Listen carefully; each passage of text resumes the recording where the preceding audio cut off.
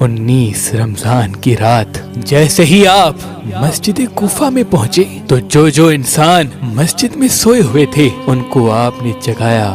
ان میں آپ کا قاتل عبد الرحمن ابن ملجم بھی تھا۔ اس نے جیسے ہی امام علی علیہ السلام کو دیکھا تو امام علی علیہ السلام نے فرمایا، فجر کے وقت اللہ کے گھر میں سونا اللہ کو پسند نہیں، اٹھو اور اپنے فعل کو انجام دو۔ یہ کہہ کے آپ محراب کی طرف روانہ ہو گئے اور اذان دینے لگے۔ آپ کی آخری اذان جیسے ہی کوفے کی گلیوں میں گونجی تو ایک کوہرام برپا ہو گیا۔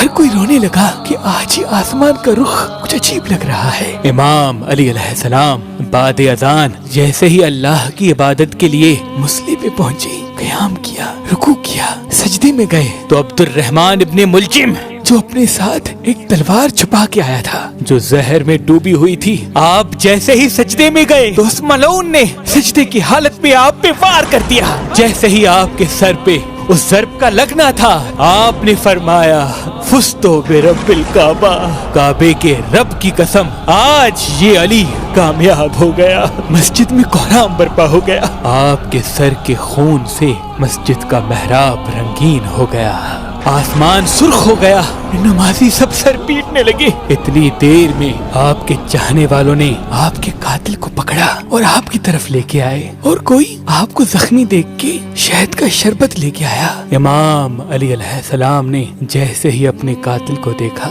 کہ اس کے چہرے پہ موت کا ڈر ہے تو جو چاہنے والا امام کے لیے شہد کا شربت لے کے آیا تھا، آپ نے اس چاہنے والے سے کہا، اے مجھ سے پیار کرنے والے، یہ شربت میرے قاتل کو پلا، کیونکہ اس کے چہرے کا ڈر یہ بتاتا ہے کہ اس شربت کی مجھ سے زیادہ اس کو ضرورت ہے۔ اور سختی سے فرمانے لگے کہ کوئی بھی میرے قاتل کے ساتھ بدسلوکی نہ کرے، اگر میں اس ضرب کی وجہ سے شہید ہو جاؤں تو اس کو بھی صرف ایک ہی ضرب لگانا، اگر ایک ضرب سے یہ بچ جائے تو اس کو آزاد کر دینا، اگر اس ایک ضرب سے یہ مر جائے تو میرے قاتل کے جسم کی بے حرمتی نہ کرنا، اس کے غسل و کفن کا اہتمام کرنا، اس کے جسم کے حصے نہ کاٹنا، کیونکہ میں نے اللہ کے رسول سے سنا کہ اللہ ایسے انسان پہ لعنت کرتا ہے جو مرے ہوئے انسان کے جسم کے حصے کاٹ کر اس کی توہین کرتے ہیں۔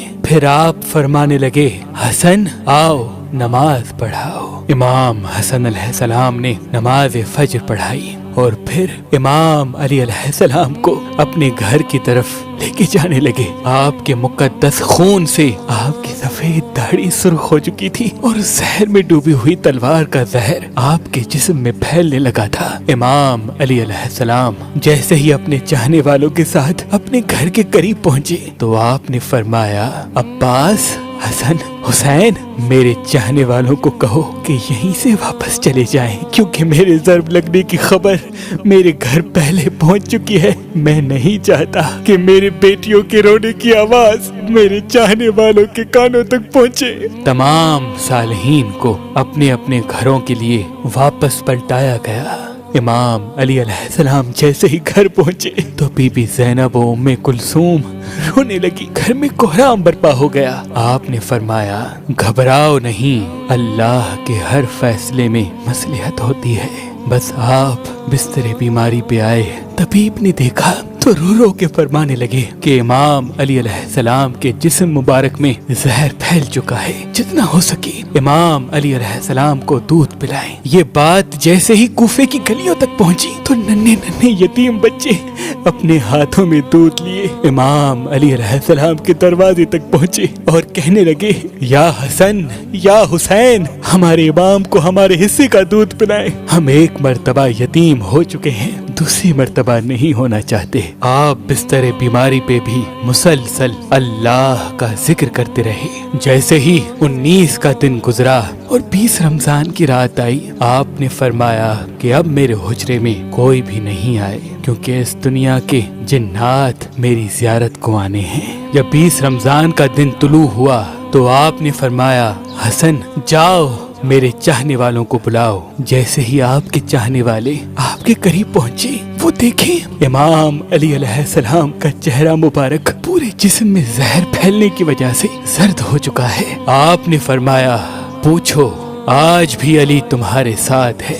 میں زمین کے رستوں سے زیادہ آسمانوں کے رستے جانتا ہوں، پوچھ لو، کیونکہ جب تم اپنی آنکھوں سے مجھے نہیں دیکھ پاؤ گے تو بار بار پچھتاؤ گے کہ کاش کچھ اور پوچھ لیتے۔ آپ کی عقیدت مند زار و قطار رونے لگے۔ کسی نے آپ سے سوال کیا، کسی نے آپ سے جواب لیا، کوئی صرف آپ کی زیارت کرتا رہا۔ جب سارے لوگ چلے گئے تو پھر آپ نے فرمایا، حسن ہمارے پورے خاندان کو جمع کرو۔ جب سارے خاندان کے افراد آ گئے، آپ فرمانے لگے، اب اس خاندان کا وارث حسن ابن علی ہے، جو حسن کہے وہ تم سب ماننا۔ اور امام حسن سے فرمایا، اے میرے بیٹے حسن، اپنے نانا کی صلح حدیبیہ کو یاد رکھنا، جہاں تک ہو سکے انسانوں میں امن اور محبت کا خیال رکھنا تاکہ انسانوں کا خون نہ بہے۔ پھر آپ نے فرمایا، حسن و حسین، میری شہادت کے بعد میرے جنازے کی، میری قبر کی کسی کو خبر تک نہ دینا،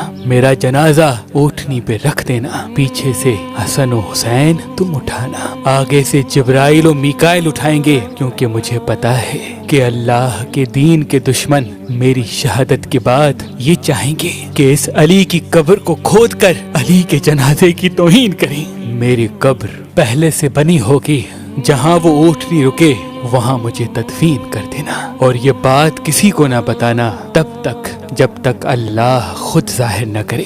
پھر آپ نے اپنے بیٹے عباس کو بلایا اور فرمانے لگے، عباس، میں نے تمہیں اللہ سے کربلا کے لیے مانگا تھا، تو حسین کا محافظ ہے، جو حسین کہے وہ تمہیں کرنا ہے۔ اور پھر اپنے بیٹے حسین کو بلایا اور فرمانے لگے، حسین، تمہاری شہادت کی خبر تمہارے نانا نے تمہاری پیدائش کے وقت ہی سنا دی تھی۔ حسین، تمہیں کرب و بلا میں 3 دن کا بھوکا پیاسا رکھ کے قتل کیا جائے گا، تمہارے بچوں کو، بھائیوں کو، ساتھیوں کو تمہارے سامنے ہی مارا جائے گا۔ حسین، حسین، تمہاری لاش پہ گھوڑے دوڑائے جائیں گے، تمہاری شہادت کے بعد میری بیٹیوں کو، تمہاری بہنوں کو، ہمارے گھر کی عورتوں کو اسی کوفے اور شام میں پھرایا جائے گا، ان کو پتھر مارے جائیں گے۔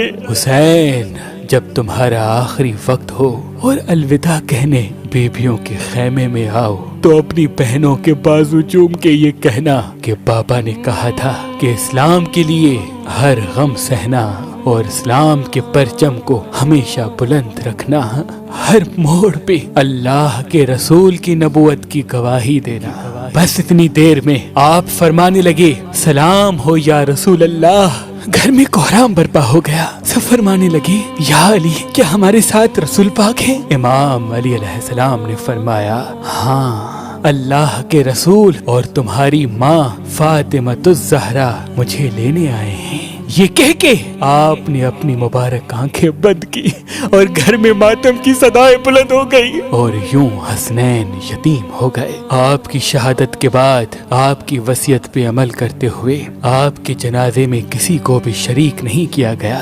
آپ کا جنازہ پیچھے سے حسن و حسین نے جیسے اٹھایا تو آگے سے جبرائیل و میکائیل اٹھانے لگے اور ایک نورانی اونٹنی پہ سوار کر دیا۔ حسن و حسین جبرائیل و میکائیل کے علاوہ کسی کو خبر تک نہیں خاموشی سے اس اٹھنے کے پیچھے چل ہی رہے تھے کہ جیسے ہی کوفے سے تھوڑا سا آگے گئے، ایک چمکیلے پتھر پہ وہ اونٹنی رک گئی۔ اس پتھر کو ہٹایا گیا تو وہاں ایک قبر پہلے سے ہی بنی ہوئی تھی اور اس پہ لکھا ہوا تھا کہ یہ قبر اللہ کے نبی نوح نجی اللہ نے بنائی ہے، اللہ کے اس ولی علی کے لیے جس کے صدقے میری کشتی کو نجات ملی۔